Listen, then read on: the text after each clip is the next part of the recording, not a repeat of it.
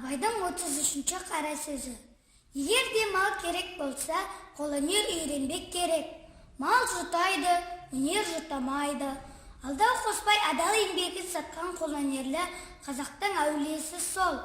Бірақ Құдай тағала қолына аз-маз өнер берген қазақтардың кеселдері болады. Әуелі, бұл ісімді ол ісінен асырайын деп артық іспәрлер іздеп жүріп, көріп, біраз істес болып, өнер арттырайын деп түзден өнер іздемейді. Осы қолындағы аз мұзына мақтанып, осы да болады деп, баяғы қазақтың талапсыздығына тартып жатып алады. Екінші, ерінбей істей беру керек қой.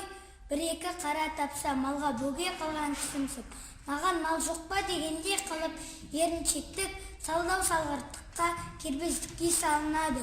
Үшінші, дарқансың ғой, өнерлісің ғой шырағым, немесе ағеке, нең кетеді, осы ғанамды істеп бер дегенге, маған да біреу жалынарлыққа жеткен екенмін деп мақтанып кетіп, пайдасыз алдауға, қу тілге алданып, өзінің уақытын өткізеді.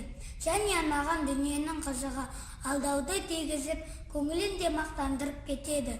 Төртінші, тамыршылдау келеді. Бағанағы алдамшы шайтан тамыр болалық деп, бір болымсыз нәрсені берген болып, артынан үйтемін, бүйтемін, қарық қыламын дегенге мәз болып, тамырым, досым десе, мен де керектінің бірі болып қалыппын ғой деп, жоқ барға тырысып, алдағанды білмей